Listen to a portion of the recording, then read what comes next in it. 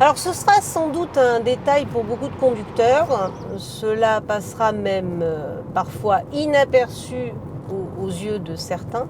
Mais pour les puristes de la marque BMW, c'est un sacré coup de canif dans le contrat, voire même une clause irrévocable de divorce. Alors de quoi s'agit-il ? Eh bien, il s'agit de la nouvelle BMW série 1, dont nous prenons le volant pour la première fois aujourd'hui, mais surtout du fait que cette troisième génération de modèles abandonne la sacro-sainte propulsion si chère à la marque jusqu'ici et qui donnait tout son tempérament et son caractère bien trempé à la tenue de route de la série 1. Et forcément, la question qui nous taraude aujourd'hui, c'est de savoir ce qu'il en est, car BMW, bien conscient quand même de susciter un peu d'émoi dans les rangs de ses fidèles clients, promet avoir travaillé minutieusement sur les trains roulants et aussi mis au point de nouvelles assistances à la conduite, de nouveaux dispositifs électroniques qui permettent à la série 1 de garder toute sa fougue. Alors, très honnêtement, ça n'est pas tout à fait le cas. En tout cas, la sensation quand on est au volant est moins naturelle.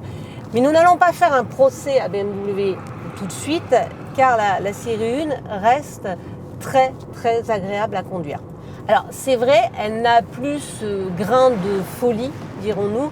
Elle reste agile, précise. Le sous-virage n'est pas trop prononcé.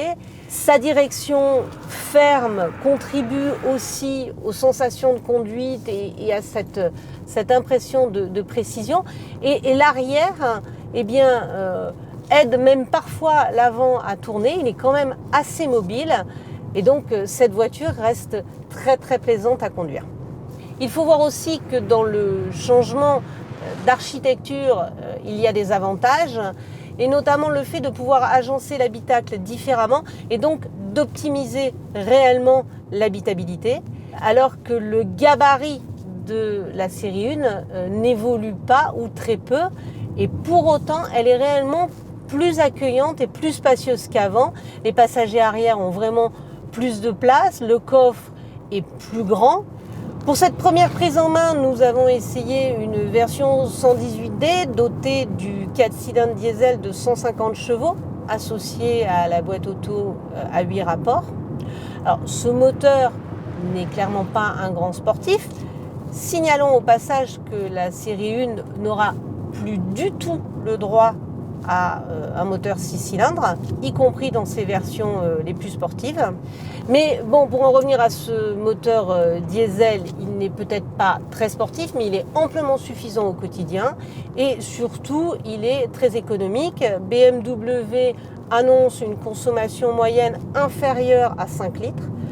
Pour notre part, lors de cet essai, nous avons fait à peine plus de 6 litres au 100, sachant que nous n'avons pas toujours eu le pied léger, puisque cet essai s'est réalisé en partie sur les autoroutes allemandes.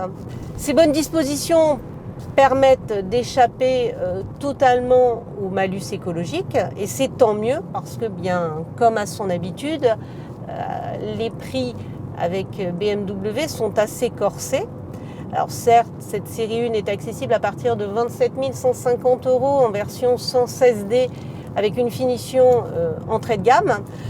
Mais pour un modèle comme le nôtre, donc 118D, boîte auto, avec une finition et dirons-nous déjà un équipement de série correct, il faut compter 36 750 €.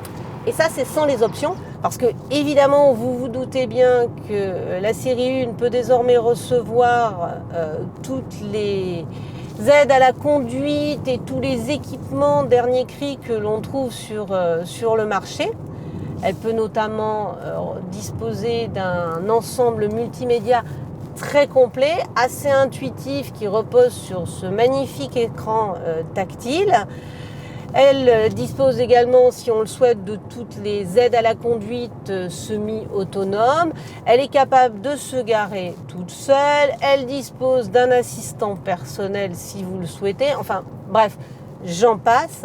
Mais tout cela n'est pas cadeau.